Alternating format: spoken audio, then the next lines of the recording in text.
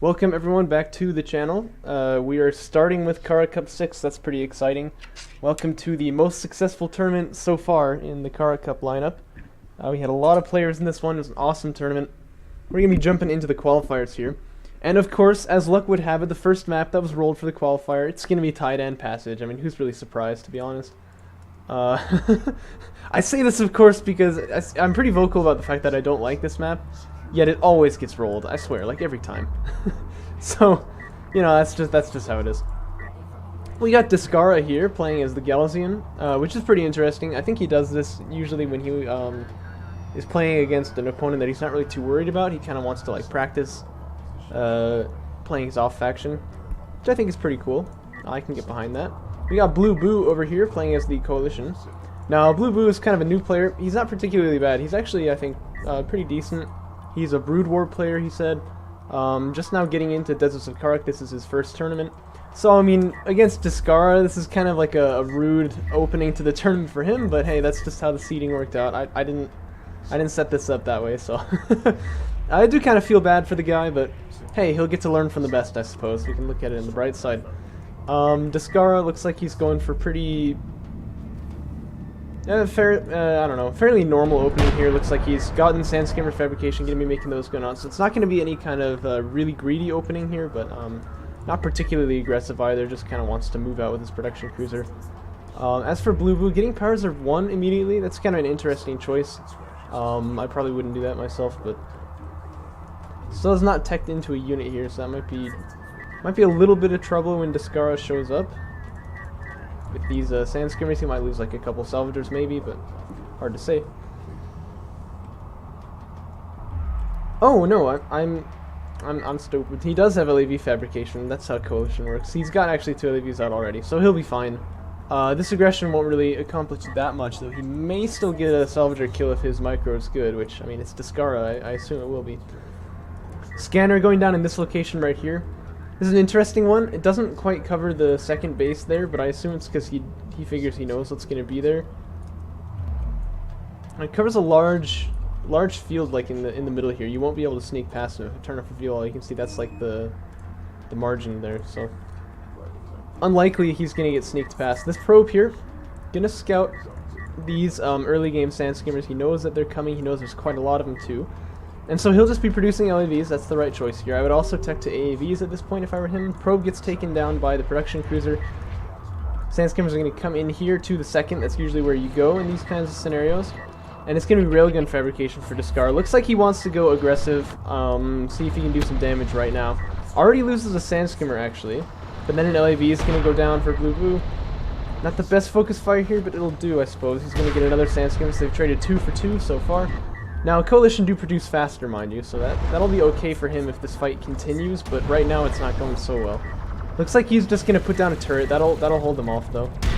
We got wounded Sandskimmers, but he needs to focus them down here, which is a little unfortunate for him. Turret goes up, but there's no support here. You notice all those LAVs got killed. It's actually going to go down before it does anything more than just get one kill right there. AAV Fabrication finishing about 10 seconds, though, so that would be enough to hold it off. He'll take some damage on the base runner, but that's okay. Should probably power up this carrier. Yep, he's going to do that. And he puts the power distribution quite good, I think. Loses another LAV, though. So, Descara's early aggression here definitely is paying off already. If you look at the units lost tab, 600 to 400, that tells the whole story, I think. And in fact, he's going to lose a salvager right here. There's an assault railgun out, which is real aggressive. I like that move a lot. Actually, one Sandskimmer going to go down right there, but LAV falls as well. But I like the move of having an assault railgun quite a lot. Of course, he also is making a heavy railgun, as you can see. And if you're trying to end the game immediately, you need a heavy railgun, really, because otherwise you can't do carrier damage. That's clearly what he's got in mind then. So that's exciting to see.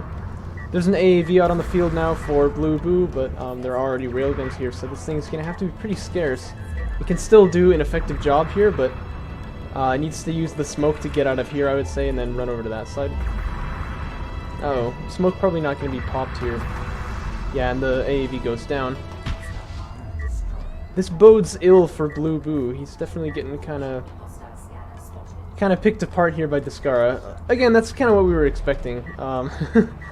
You know, Descara, of course, one of the best players in the game. BlueBoo just kind of knew, so. It's a little unfortunate for him, but that'll be fine. I'm actually gonna probably pick off this assault railgun right here. Another salvager gonna go down for sure. Probably gonna get one sand skimmer for his troubles, but that's not really too great. AVs are in the right position though, because you wanted your carrier over here. But actually the number of heavy railguns is starting to be an issue now. If I were BlueBoo, I'd be making LAV. He's doing that, he's doing that. But I would also be powering up the armor and just trying to say like, hey, because my carrier's here, you can't push in, I'm willing to tank a little bit of damage here, and then I'll come out with a bunch of LAVs and the AAVs together and see if I can break this hold here. This is a good start. There's only one of them though, so I feel like the sand skimmers and the assault railgun can be able to save this heavy railgun, probably without too much trouble. Here come two more. Yeah, since LAV gets taken down, there's now 3 heavy railguns up here.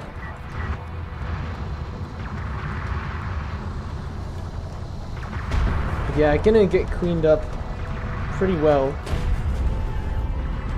Now he's moving forward with this carrier. This seems like a Desperado to me. I don't think that's really going to do much. Another tip would be to put the power in range here instead, because then you can hit them from further away. You'd probably be able to shoot them from here, maybe? I'm not totally sure, actually.